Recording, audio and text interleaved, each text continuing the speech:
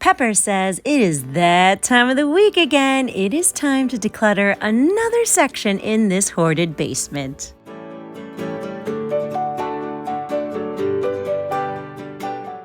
Pepper definitely missed us when we were away on vacation, but my dad took very good care of her while we were gone. But now she is ready to start recording and get back into this basement. And this past summer, we have made amazing progress down here. We have cleared out this back section of the basement and we're working our way towards the front. And a lot of these spaces we haven't tackled yet. So this is new areas for us to chop away at. And we're going to continue going in this center area, working our way towards the front. Now, when I start decluttering a section, to avoid feeling overwhelmed, I kind of scan the area and look at what is the easiest thing for me to declutter to get that decluttering momentum going. And the easiest thing I can find is the cardboard boxes. I have gotten very good at detaching myself from the cardboard boxes. I used to save them so that I can reuse them. I wanted to sell things on Mercari and eBay, and honestly, I just never got around to it, and they've been sitting here for years. So it's finally time to get rid of them and recycle them. Moving over here, in this cake heart pan, there is some old Christmas tags that we can totally get rid of. But the heart cake pan itself, I'd really like to keep, but basically everything inside of it, like the little baseball bat and the 2 Tupperware things, I feel good letting it go. And underneath of that is some old backpacks. Now, this one was Brandon's kindergarten backpack, and I do have a very strong sentimental attachment to it, so it's okay if I keep this. But the second backpack, I don't feel an emotional attachment to, so I am going to let this one go. And underneath of that is some of the kids' placemats when they were babies and toddlers.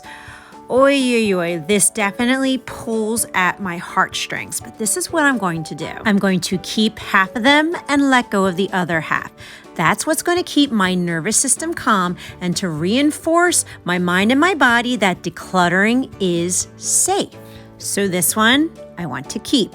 Same with the Brandon Christmas. I still feel emotionally attached to it, but this one, it's a second one, and I can let that one go. Now, between Buzz and Lightning McQueen, I am going to keep Lightning McQueen because Brandon loved him and will let go of Toy Story. And between these two, oh man, this one is really tough. Puppies and kitties and Minions.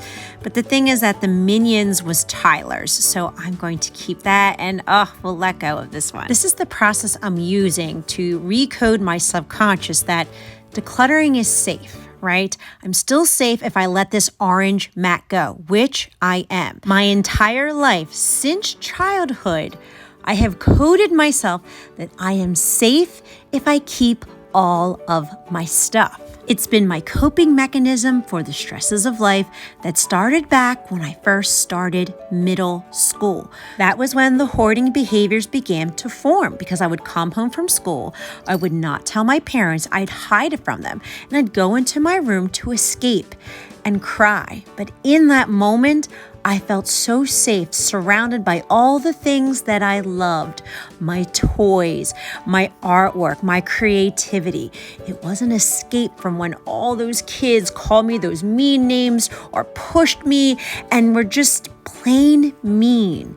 That's where the security formed that carried on through my entire life. So as I grew older and different stresses or traumas occurred in my life, I went back to what I knew. And what I knew was that my hoarding and my stuff kept me safe, whether it was functional things or now even trash. That's how it evolved over the decades. And that's what I'm trying to reprogram in my mind and body. So every week, as we declutter a little bit at a time, and what feels good within my emotions and heart, I am reprogramming my nervous system that I am still safe when I declutter. And all of these items that I have just showed you we are going to let go of. I'm going to recycle it as best as I can. We're going to tossy, and some things, if they're still in good condition, I'll give away. This is what's working in my recovery of my hoarding disorder. All right, so I'm excited to be back. We had a wonderful vacation, and I am feeling a lot more refreshed and rejuvenated. We all need that escape to just relax and reset. So now that we are back and we're getting back into the basement, I want to share a little more in depth as to why baby step decluttering has worked for me in my hoarding journey. It's really the only thing that has ever worked for me. And a lot of that was because I identified my core root fear, which was my root fear of being alone and by myself. And I've had that since I was a very little girl, because I've always loved people. I love being around people and talking and just having fun.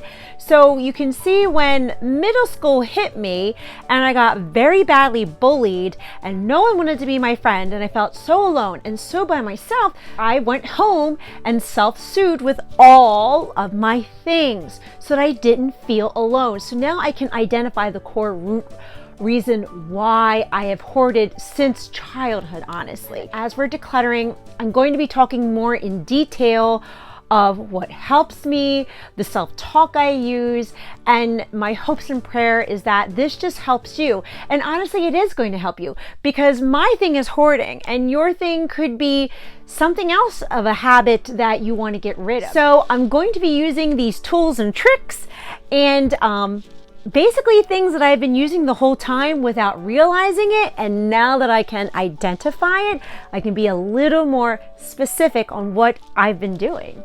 So we evolve into this next stage because we've decluttered thousands of things that I finally identified as trash.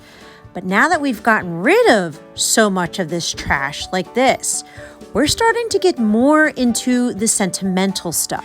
Now, in this box used to be sentimental things, but unfortunately, this is a baby shower candy gift from 2005. Hope you're not eating anything at this moment, but as you can see, this is toxic waste, and my nervous system knows that I need to let this go. I'm more safe if I discard this than keep it. So of course, I'm fine with letting this go. Sorry about that. Now that we've been decluttering so much over the years, we're starting to move into more sentimental stuff that's left to make decisions on. And I can tell you the core things from the first 20 years of my life are going to feel impossible to let go of. So how do we move past this and start to even declutter sentimental things? Well, now that I've dived deeper and identified what my root fear is, and that's the fear of being alone, I can start to go back and work through that unprocessed trauma starting as a 10-year-old girl. That 10-year-old girl who's living in fear, she's still inside of me. And she doesn't recognize that it's 2022. As soon as things are getting stressful, she's going to go back to hoarding. It's what I know. But now I've grown up, evolved, and learned. So this right here, I'm telling my inner child that it is still safe to let that go. I'm not being bullied anymore. I'm not alone anymore. You all have just given me so much love and support that it's truly what has healed me, especially in that fear of being alone. And that's what we have to do, is just dive deep. Identify that fear. It could be more than one fear, and that trauma. We can start to process it. We can start to talk to that inner child to let them know that it's okay. It's safe in 2022. So whenever I feel afraid and scared and fearful of letting go of something, I can start to talk to that inner child and start to self-soothe with my own affirmations, reminding myself that I am safe. Now, am I going to stop hoarding overnight? No. This is just the next step in our evolvement. See this piece of paper right here? I'm going to burn it. I'm going going to burn it because it's a note between me and my ex-boyfriend who had abused me. So I have no problem letting that go. And all these other items I'm going to show you, I had wishy-washy feelings towards them, even though they're all from the first 20 years of my life. And I knew that was the perfect opportunity to talk to that inner child, to let myself know that I can let this go. I'm not alone. I'm not being bullied anymore. I'm surrounded by people and family and friends who love me. So I can really let this go, and it is safe to declutter. This is why baby step decluttering has worked for me over the years, because I only let go of what feels right in my heart, reinforcing my nervous system that it's safe to let this go. And Pepper is very proud to show you this huge tossy pile that we have for this episode. Now, most of this stuff is going to get recycled. Some of it is going to be given away, and unfortunately, some of it is just plain old trash. But that's okay. We're doing our best to be mindful to keep it out of a landfill and to recycle and reuse what we can. And Miss Pepper is so very excited to show you the newly opened up basement. We go at our own pace. We declutter what feels right in our heart. And you can see each and every week, we're opening up another space in this hoarded basement. And my hope and my prayer is that this video encouraged and motivated you to declutter and clean up something in your home today too.